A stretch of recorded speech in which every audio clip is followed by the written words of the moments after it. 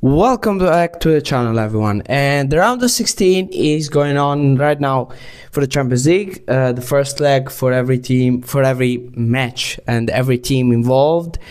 And now we'll talk about the East Zone, because the East Zone had already 3 games played, and there is just one between Ulsan Hyundai or Ulsan HD. They have a new logo, new name. I'm gonna put that perhaps when I make the video about the game. And Ulsan HD that is gonna play against Vent for Red Kofu, but for the other 3 I have been played with Jeonbuk against Pohang Sears and Bangkok United against Yokohama F- that have been played today. So let's start from the game that has been played yesterday, and the one between Shandong Taishan and Kawasaki Frontale.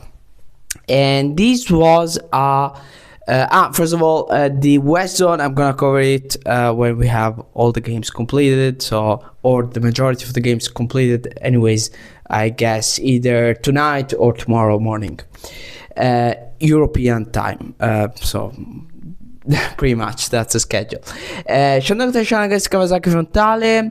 Here we have pretty much what happened with Yokohama F- against Bangkok United. We have a team that from the start plays better, perhaps because the preparation right now for Kawasaki Frontale is better than the one for Shandong Taishan. But anyways, Kawasaki Frontale, we talked on how they've lost a couple of important pieces in their squad, but they've replaced them well, and still they have such a great organizational structure, and they are so used to play one with each other that even the new guys that come in, they don't have so many issues on playing the game, and we've seen that from the start in this game.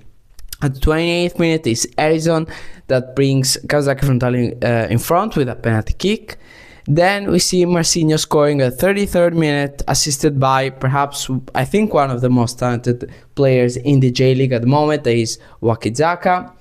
Then Kawasaki Frontale perhaps slows down a little bit. It's still the J League season hasn't started yet, so that's something that impacted Kawasaki Frontale and impacted Yokohama F- during the second half. Fernandinho is the one that reopens the game for Shandong Taishan at 67th minute, and we see Shandong Taishan pushing to tie the game, because of course losing at home the first leg is not ideal when you want to go on the second leg with good hopes.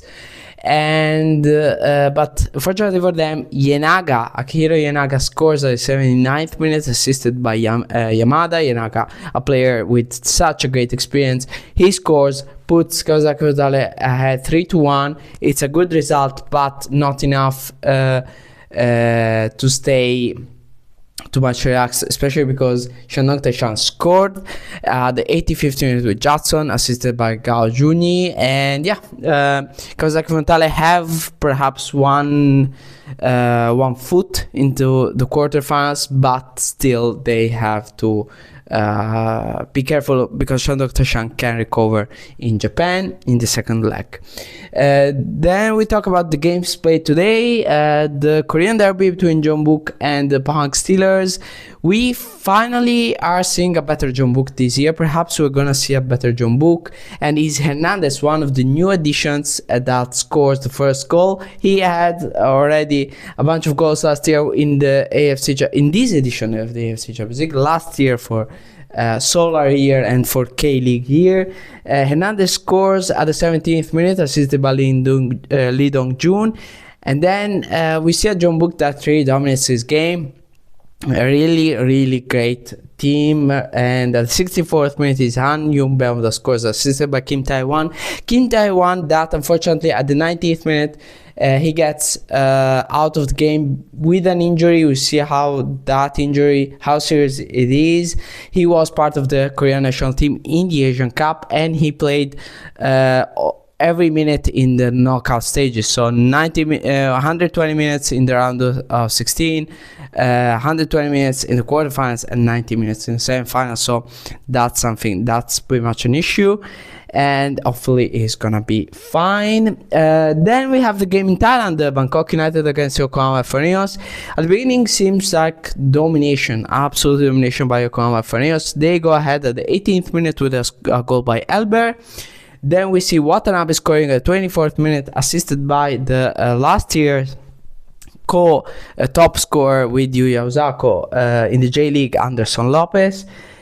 But after the second goal, Yokohama F.C. start to slow down a little bit, and Bangkok United start to push. Pretty much what we have seen with Shandong United, with the difference that perhaps Kawasaki Frontale has more experience than Yokohama F.C.